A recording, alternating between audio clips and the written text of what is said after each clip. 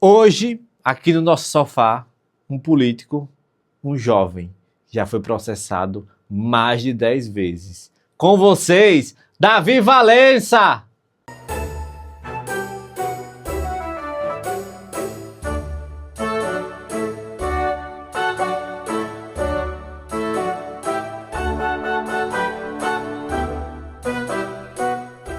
Estamos aqui hoje com Davi Valença, que está pré-candidato a deputado federal pelo Missão, né, Davi? Isso. Seja bem-vindo. Obrigado. Muito obrigado por aceitar o convite. Agora, as perguntas de hoje vão ser um pouco polêmicas, porque você já é uma pessoa polêmica no estado, né? Você já foi processado quantas vezes, Davi? Eu acredito que eu tô no meu 13º ou 4º processo, algo nesse Tudo de todos os nessa partidos. linha. De todos os partidos, né? Porque a gente fala de todos. Agora é curioso porque o pessoal fala assim, ele é polêmico, e de fato eu sou polêmico, mas eu fico analisando, às vezes eu paro pra pensar assim, caramba, eu falo o óbvio, assim, as análises que eu faço, o que eu aponto é o óbvio. E aí, Sergipe tá tão... Aí a gente tá num nível de disputa política tão agressivo que você falar o óbvio já é assustador. Já é motivo para alguém lhe processar, para alguém lhe restringir. Mas faz parte, né? Política é assim, então a gente acostuma. Então você considera que, por vocês falar o óbvio, é por isso que você é tão odiado pelos outros políticos? Sim. É porque eu acredito que os políticos sergipanos, eles chegaram num nível de um conforto muito grande. Você pega, por exemplo, as casas legislativas aqui, desde a Assembleia Legislativa até a Câmara Municipal, todos eles são muito comadres. Claro, você tem suas divergências aí, seus grupos políticos que debatem, mas no geral não é algo de fato em que você tem dois projetos muito bons e eles estão disputando para ver quem melhora de fato o estado de Sergipe, ou a capital, ou os municípios. São dois projetos individuais, cada um buscando pelo seu próprio umbigo, só que no fim tem uma camaradagem muito grande entre eles. Então, quando chega alguém, igual o Bop, né? Eu gosto de usar essa analogia, chega igual o Bop, você arromba a porta da casa e sai falando as verdades, isso incomoda quem tá tranquilo. Sim, e você chegou e falou isso na cara de vários candidatos, né? Vários. Inclusive a questão do majoritário quando foi a eleição de Aracaju, né? Sim. Você bateu de frente com o Candice, com o Iandra. Com o Luiz Roberto, com o Edivaldo. Você chegou a fazer algum vídeo também com a Emília? Com Emília não cheguei a fazer vídeo com a Emília. Fiz vídeos criticando ela, mas não com ela de fato de fazer lá e questionar politicamente. Mas faria sem problema algum. Hoje, principalmente. Sim, pela questão do que tá rolando, né, na cidade. Na questão dos escândalos, sim. Né? Porque naquele momento minha análise era a seguinte, veja, Emília era uma figura política que estava na Câmara Municipal, o trabalho que ela fazia na Câmara Municipal era um trabalho de fiscalização muito bom, ela era uma das poucas de oposição ali, então eu não via muitos motivos para sair questionando ela, até porque ela não tinha um lastro de experiência de gestão. Ao contrário de Iandra, que já era deputada federal, né, e já tinha o pai, né, como esse espelho político, que é André Moura, que já teve experiência de gestão. Candice é a mesma coisa, você tem Rogério Carvalho, que já pleiteou o governo do estado e é senador.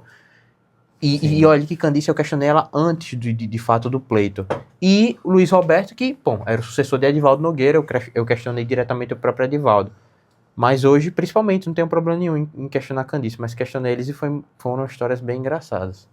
Agora, assim, quando as pessoas dizem, você se candidatou você tá pré-candidato a federal, mas você só tá usando polêmicas, ou você tem aí propostas mesmo pro Estado, sem ser só a lacração, né? Fiscalizar não sei quem, fiscalizar a prefeitura tal, ver que o lixo não tá sendo recolhido.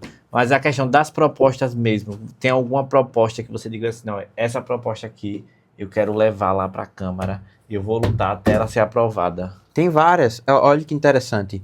Uma vez eu ouvi de um amigo meu, empresário, chamado Daniel Caldas, não sei se a frase é dele, mas eu ouvi por ele, que a pior pessoa no ambiente de trabalho é aquela pessoa que só aponta o problema. E quando você precisa resolver as coisas, ela não sabe a solução. Ela, olha, aí não vai dar certo não, acho que aí...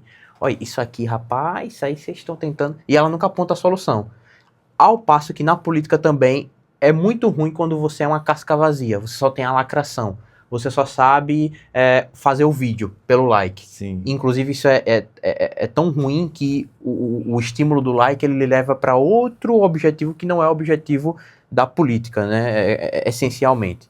Então, nós do Partido da Missão, do MBL, a gente busca muito fugir disso. Eu acho que o like, o Instagram, as redes sociais, o show, é uma ferramenta para você levar e popularizar o seu determinado projeto, o seu determinado programa. Por exemplo, quando eu vou na Barra dos Coqueiros, e aí eu fui recentemente e tem um local lá, tem uma rua que cara, é um lixo.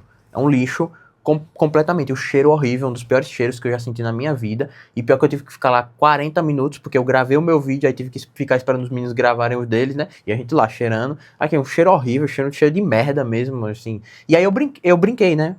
Falando que, agradecendo o prefeito, Ayrton Martins, por ele ter trazido um oceano de ratos, né? Um oceano para os ratos se banharem ali, preocupação com a vida animal. E aí, isso dá like, isso vai para a rede social e tal. Mas por trás disso, no mesmo vídeo, eu falo da lei de responsabilidade gerencial, que é uma das leis mais ambiciosas que a gente tem, que ela trabalha voltado para você ter uma obrigatoriedade dos majoritários, então, por exemplo, os prefeitos, os governadores e o presidente da República, por consequência, deles entregarem resultados efetivos para aquela comunidade que ele faz a gestão. Por exemplo, como é que funciona a lógica hoje de um prefeito de uma pequena cidade? Bom, aquela cidade, ela circula muito dinheiro, muito mais do que os impostos pagos por aquelas pessoas que moram naquela região, porque circula verba federal. Então, por exemplo, eu pago um imposto aqui, esse imposto vai para a cidade de Cumbe. Consequentemente, porque a gente tem uma lógica perversa de que os municípios que mais dão errado recebem mais verba. Né? Isso só no Brasil que a gente tem. E aí, quando você está nesses pequenos municípios, o prefeito, então, ele muitas vezes tem, gira ali milhões, mais de 30, 40 milhões no município, muitas vezes de, sei lá, 4, 5, 6 mil pessoas. E aí, o prefeito, basicamente, ele não tem uma lógica, ele não tem um incentivo, na verdade, para ele trabalhar bem. O que é que ele faz? É o seguinte, então vem esse tanto de verba aqui, o que é que eu vou fazer? Eu vou contratar um show de Wesley Safadão, vou botar o Wesley Safadão para tocar aí uma hora e meia, né? 1h30 quando é muito. Aí 1h30 eu boto o Wesley Safadão pra botar torando aqui, o povo vai gostar. Eu subo no palco, faço uma brincadeira com o Wesley Safadão, ele manda um alô, né, pra mim, alô, meu prefeito tal. E é isso, é a velha lógica do pão e circo. Então eu não entrego nada, porque o saneamento básico, o ser humano é muito adaptável. Por exemplo, você tá aqui no ar-condicionado. Se de repente você tiver que daqui a uma semana queimou e você tiver que gravar sem ar-condicionado, vai ser ruim no início, mas uma hora você vai acostumar. E você vai até esquecer como é gravar com ar-condicionado. O ser humano é muito adaptável. E os políticos usam isso, porque você pega um Baúba, por exemplo, não tem saneamento básico. E aí, por não ter saneamento básico, você tem aquele vãozinho entre a calçada e a rua que fica passando o esgoto.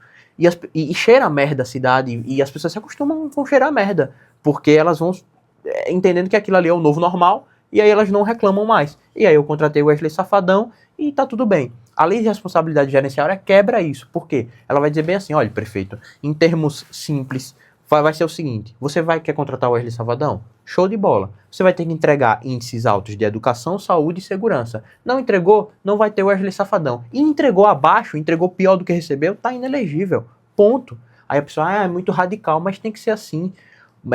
Saiu um estudo recente que mostra que ele organiza o ranking das cidades conforme aquela cidade ela é útil no sentido de vivência. Por exemplo, imagine que você mora em Cumbe. Quando você precisa dos serviços essenciais do Estado, saúde, educação, para onde você vai? E aí eles fizeram um ranking baseado nisso, um estudo mostrando isso. E eles chegaram à constatação que milhares de municípios não têm vida na própria cidade. Quando você precisa de um serviço essencial, saúde, você sai da cidade. A migração pendular é muito grande. Um exemplo disso é Barra dos Coqueiros, é uma cidade dormitório. As pessoas saem. Quando as pessoas precisam de saúde de qualidade, quando as pessoas precisam de... Aliás, nem de qualidade, né? Quando as pessoas precisam de saúde, quando as pessoas precisam de educação, elas saem de Barra dos Coqueiros. Quando as pessoas precisam de saúde e educação, elas saem de Cumbe, elas saem de Buquim, elas saem desses pequenos municípios porque lá não tem atividade econômica. E aí você não tem iniciativa privada, a maioria dos empregos estão concentrados no setor público, Esse setor público, basicamente, ele domina essas pessoas porque você tá ali no setor público, você tá com cargo, às vezes você é até concursado, mas você tem que votar naquele prefeito da vez.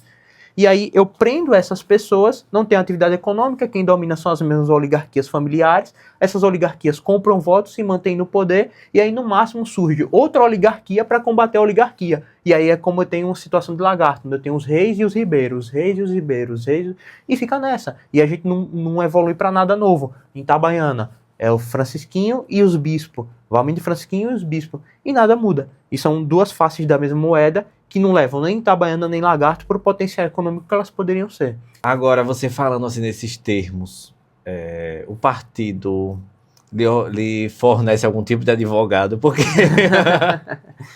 porque é difícil você lutar contra o sistema. A verdade é essa. Seja o da situação ou da oposição, que como você falou aí, são dois grupos que sempre estão brigando e chegou um terceiro agora para tentar mostrar a verdade pro povo, né? Como vocês falam. E aí vocês não ficam, assim, com medo de perder tempo com processos e esquecer da eleição. Pronto. Em 2024 eu passei uma experiência muito interessante, porque foi minha primeira eleição. Eu tinha 20 anos, 21 anos. E foi isso que aconteceu. Eu tomei, ao longo da eleição, quase 5 processos. 3 foi só de Andra Moura. E eu fiquei vários dias assim preso dentro do escritório, vendo defesa, vendo essas questões jurídicas. Hoje a gente já tá mais maduro, tem uma equipe, porque a equipe era muito pequenininha, a gente tem uma equipe maior, tal, todos voluntários, felizmente. O partido nos ajuda em relação a isso, pessoas voluntárias que fazem a nossa defesa. Então a gente aprendeu a lidar com isso, né? A experiência ela é maravilhosa. No caso, passar por isso não foi maravilhoso, né? É bom aprender com os erros dos outros e não com os nossos próprios. Mas a vida nos reservou a aprender com os nossos próprios. A gente não sabia como seria, então a gente aprendeu nesse sentido. Agora você falou do medo, o medo é uma coisa interessante. Eu lembro lá atrás, a primeira entrevista que eu fui dar, assim, que era audiovisual, eu já tinha feito em rádio, assim, as primeiras, mas quando foi audiovisual, foi com o Luiz Carlos Foca, ele me perguntou assim, você não tem medo não? E eu tenho quase certeza que na entrevista eu falo que não tenho medo. Eu era muito jovem e do tempo pra cá eu falei bem assim, não, eu dei uma resposta errada. Eu tenho medo. Eu tenho muito medo das coisas que podem acontecer por conta do que eu faço.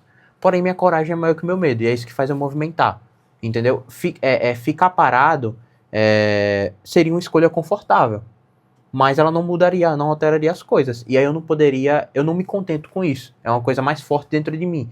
Eu falo assim, meu irmão, não tem como, entendeu? Não tem como eu estar aqui saindo, olhando pra essa galera vivendo em cima do lixo, da merda, eu vendo que tem vagabundo ganhando mais de 15, 20 mil e não fazendo porra nenhuma e a gente aqui parado, eu não consigo, eu não me contento com isso. E aí minha coragem, isso me impulsiona a fazer as coisas. Mas medo? Pra caramba eu sinto das ameaças de morte, medo dos processos não, eu acho que eu já acostumei aos processos. Não dá pra dizer Mas que eu tenho medo, acontece não. ameaça de morte? Aconteceu em 2024, aconteceu muito. Depois que aquele vídeo que eu fiz com o Iandra, eu cheguei até a prestar um boletim de ocorrência, porque chegaram várias ameaças no direct, dizendo pra eu parar, muito cuidado. Teve um cara que me fez uma ameaça que eu nunca esqueci, porque foi até criativa. Ele falou bem assim, não vá além pra você não ir pro além. Entendeu? E eu achei, assim, de uma criatividade que eu nunca mais esqueci, mas ameaças chegaram várias. A gente chegou a ser perseguido no dia que a gente foi questionar a Yandra. Terminou, ela entrou num beco assim, a gente tava voltando, e aí um cara com um carro parou a gente, eu achei até que era um apoiador, ele chamou, pô, véio, vem aqui, eu vi que você tava gravando ali. E aí, quando a gente se aproximou, ele falou assim, você acha isso bonito, tá gravando, tal, não sei o que, e começou a gritar, aí a gente começou a responder ali, e aí o cara pegou o carro e a gente saindo, ele começou a perseguir a gente com o carro, aí a gente se escondeu num salão de beleza, foi até engraçado, porque as moças estavam ali cortando o cabelo, ela, o que foi que aconteceu, Aí a gente explicou, ela, e vocês vêm pro meu salão? Aí eu falei, a gente, vou fazer o que, aí a gente se escondeu, voltou, deu tudo certo, mas é isso, assim, o medo, ele faz parte. Mas o medo gera prudência. Isso é bom. Porque Sim. Você não começa a fazer muita besteira. Entendeu? É verdade. Mas tem gente que o medo paralisa, né? Isso é o ruim. Isso é o ruim. Ainda bem que... Agora sim, é porque política envolve muito dinheiro, né? Muito. E coisa que eu não tenho, né?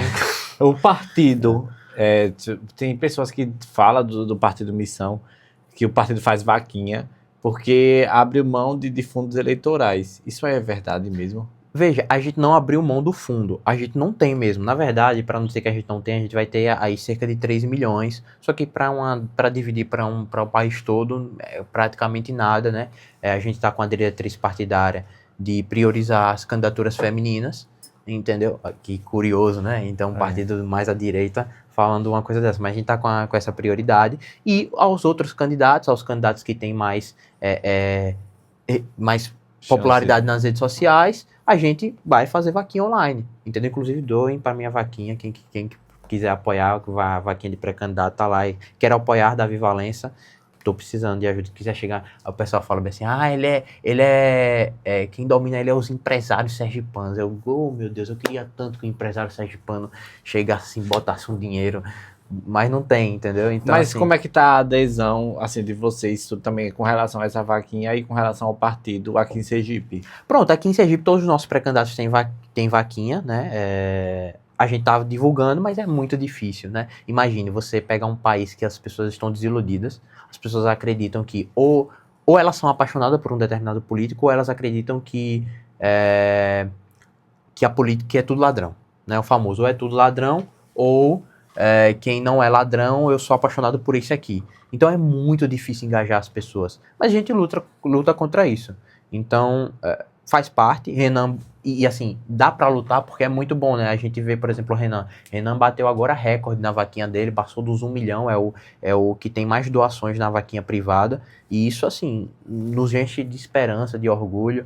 E vai dar, entendeu? Que seja com pouco dinheiro. O importante é saber gerir e ter as boas propostas e saber fazer a coisa. Eu acho que isso é o mais importante. Então, saber manejar com rede social, essa linguagem que a gente tem para impactar mais as pessoas, nos fortalece no fim do dia. E aí, muitas vezes, uma pessoa que vai ficar lá entregando 45 mil santinhos porque ela foi paga e pagou os não sei quantos santinhos, vai ser menos efetiva do que um vídeo meu dentro da rede social. Entendi. Entendeu? Agora, assim, vocês se consideram de direita? Nós somos de direita. E eu já ouvi de pessoas adeptas vamos dizer assim, a missão do missão, Sim, sim. que o PL não é direita. Você concorda com isso? Concordo. Porque, veja, quando a gente fala do PL, né, o que era o PL? O PL, historicamente, foi um partido de centrão. O presidente do partido, que é o senhor Valdemar da Costa Neto, ele chegou a dividir cela com o Zé Dirceu. Né? Ele estava no esquema do mensalão. Foi base do governo Lula, depois foi base do governo Temer, base do governo Bolsonaro, por consequência, né? Então, o PL, ele não acredita em nada, rigorosamente em nada. Ele não tem projeto. E não tem como você se definir qualquer coisa sem você ter projeto. O PL, na verdade, é um conglomerado da esquizofrenia, no sentido ideológico. Ele não tem norte, ele não sabe o que quer fazer. Por exemplo, se eu sentar aqui e discutir educação com um membro do PL, eu até debati com um Flávio da direita, e eu falei bem assim, acho que, eu não lembro exatamente o que foi que eu perguntei a ele, mas a gente falou sobre um nicho de propostas. E eu falei bem assim, qual seria a sua resolução? Aí ele deu uma resposta, eu falei, o problema é que, primeiro, eu não sei se você estudou isso a fundo, porque me parece raso isso que você está me respondendo. E outra coisa, se eu perguntar para outro cara do PL, sei lá, no Rio Grande do Norte, ele vai me responder outra coisa totalmente diferente. Não tem unidade. Não tem unidade porque não tem projeto. E eu não estou falando aqui das pessoas pensarem rigorosamente igual. Eu não estou falando, tipo assim, que todo mundo tem que ter a mesma cabeça. Não. Mas eu estou falando de ter um projeto. Quando você está num partido, a ideia de partido clássica é essa. É um partido, é uma parte. Então eu vou representar uma parcela da sociedade ideológica e tal. E esse partido, ele tem que ter um plano programático. Por isso que a maioria dos partidos, eles não são partidos, eles são siglas partidárias. Eles são cartórios eleitorais, onde qualquer um pode entrar lá e se candidatar. Eu até brinco que eu falo bem assim, se chegar lá 2 candidatos, um por exemplo, no União Brasil, chegou lá um cara que é extrema esquerda, e chegou outro cara que é extrema direita, o cacique partidário ele não está preocupado, vixe, eu tenho um cara de extrema direita e um cara de extrema esquerda. Não, ele está preocupado com o seguinte, quanto esse de extrema esquerda tem? Ele tem 50 mil votos. E esse de extrema direita, ele tem quantos? Ele tem 55 mil votos. Vamos juntar os dois aqui, vamos fazer uma chapa legal. E aí é isso, porque no fim é o que traz mais fundo partidário. E essa é a lógica perversa que foi desenhado o sistema aqui.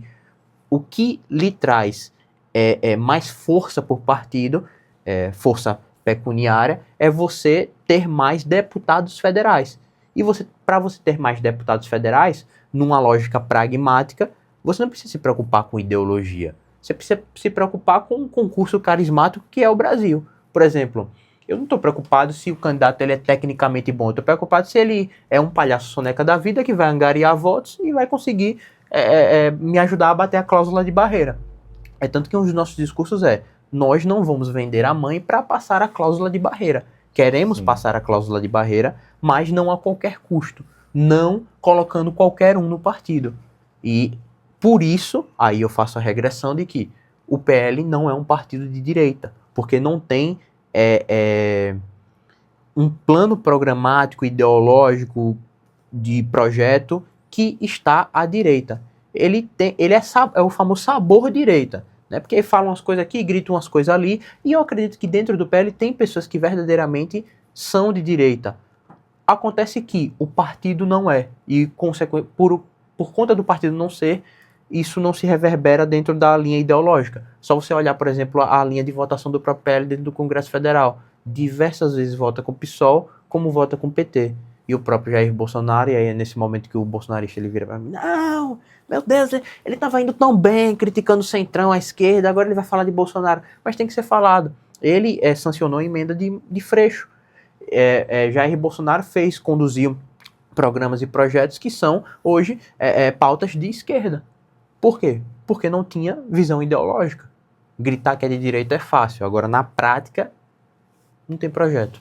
Agora, a verdadeira direita, como vocês dizem, né, que é o Missão, eles têm algum problema com a questão da comunidade LGBTQIAPN+, ou eles abraçam da mesma forma?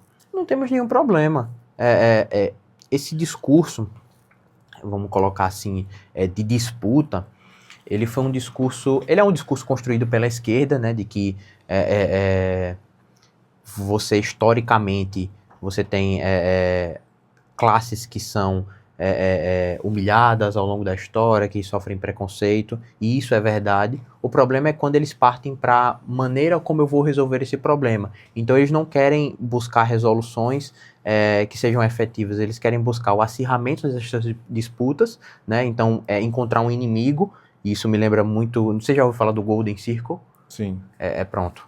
Me lembra muito o Golden Circle, que é a forma como você cria um movimento. E uma das coisas que você tem que ter para criar um movimento é você achar um inimigo, né? Então a esquerda cria esse inimigo que é a extrema direita, que é contra a comunidade LGBTQIAPN+, e que querem destruir.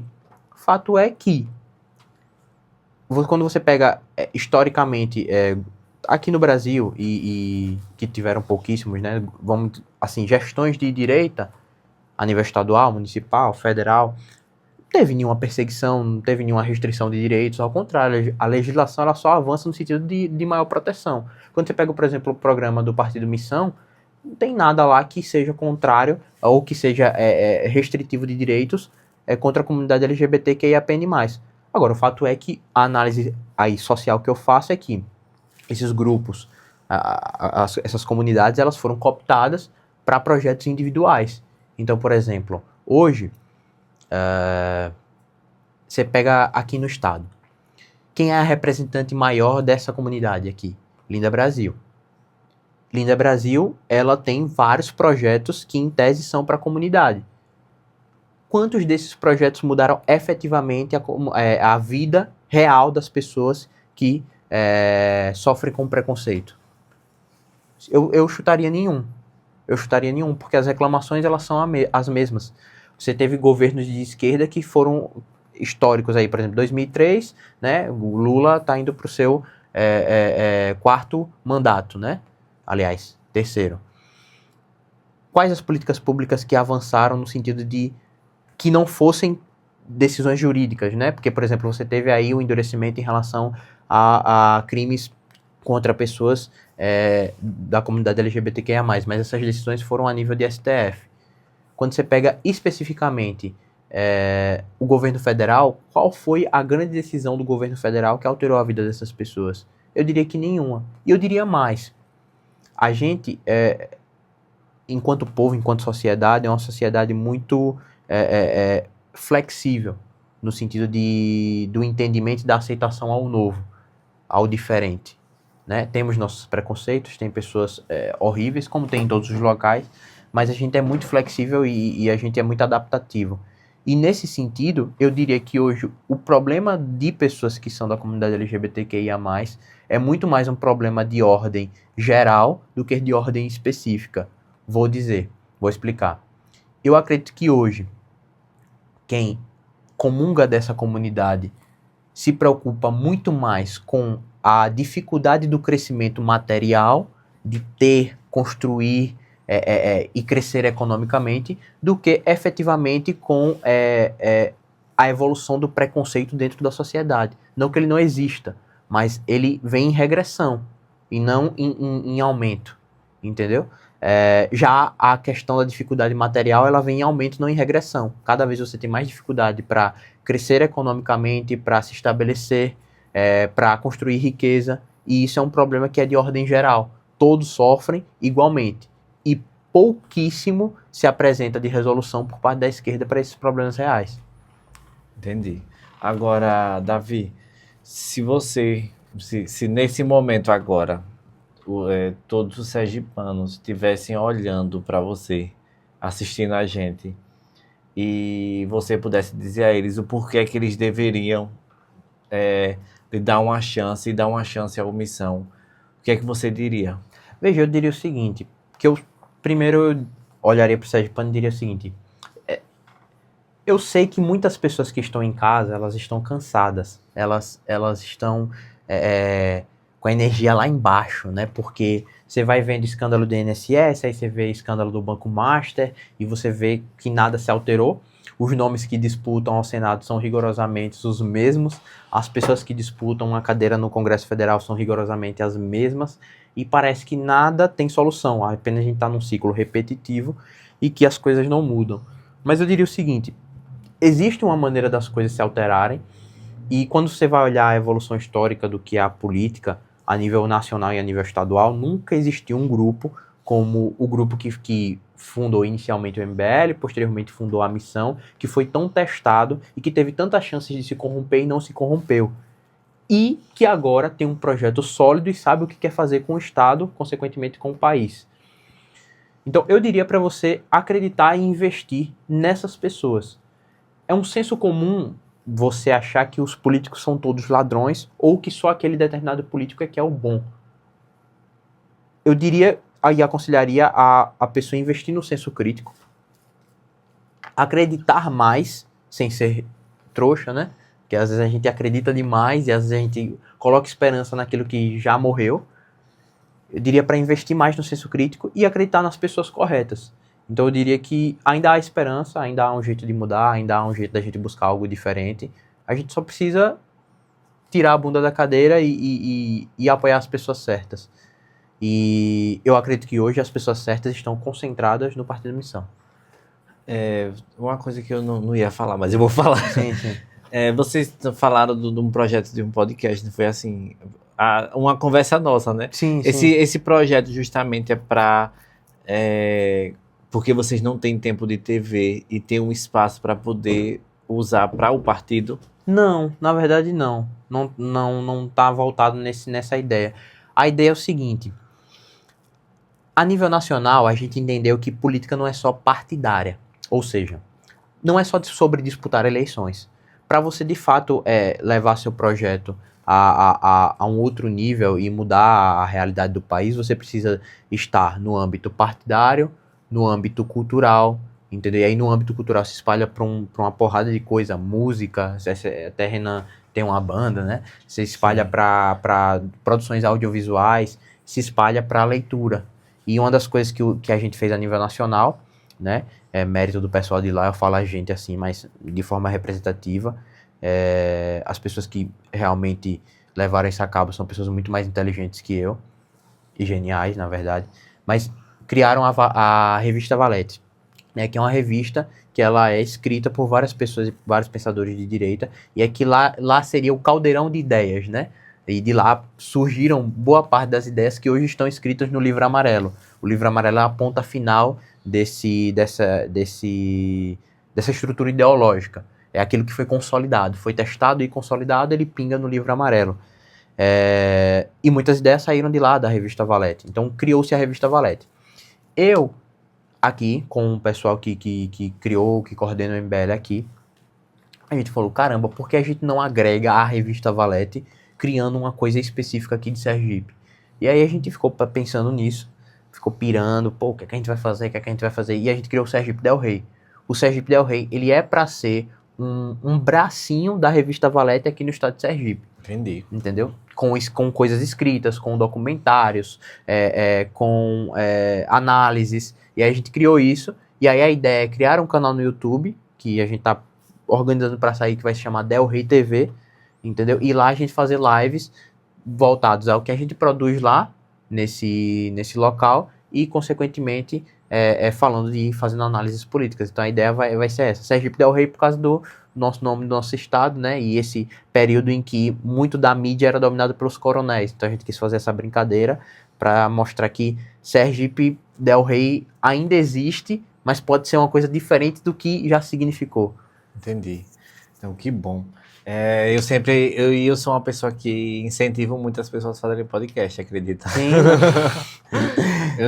Que acham o contrário, né? Porque ele tem um podcast. Não, eu justamente sou o contrário, eu incentivo.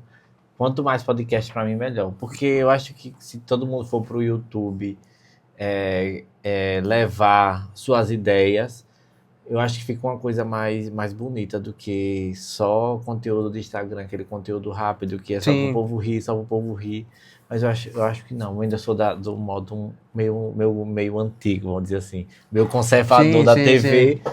E como a gente sabe que a TV tá perdendo força no resto do YouTube, né? E vou dizer, quando você incentiva, por exemplo, você produz pro YouTube, quanto mais pessoas tem fazendo bolo no YouTube, mais a procura pelo bolo vai existir. Isso. E se seu bolo é o melhor, acabou. Uma prova disso foi a Copa do Mundo, que eu assisti na Casé TV. Sim, fiz questão de assistir só na Casé TV. Eu também só assisti na Casé TV. Agora, meu irmão, foi complicado, porque assistindo na Casé TV, aí eu assisti o jogo do Japão, aí vinha o spoiler do gol. Aí eu, vixe, meu Deus do céu. Tem isso, mas mesmo assim não abandonei. Não, eu também não abandonei não, fiquei até o final. Bom, nosso tempo tá acabando, Davi. Eu quero agradecer a você, por você ter vindo aqui. Eu que agradeço pelo espaço. Boa sorte. Obrigado. Na sua caminhada aí. Boa sorte também com os processos. Amém. É o que a gente mais precisa, né? Então, quero agradecer também a TV Mais, ao Rio Grande do Sul, por nos acolher todo sábado, às 22h30. Não se esqueçam dos recadinhos de sempre. Primeiro, sigam Davi na rede social. Qual é a rede social, Davi? @DaviValenteMBL, tudo junto, minúsculo. Tudo junto.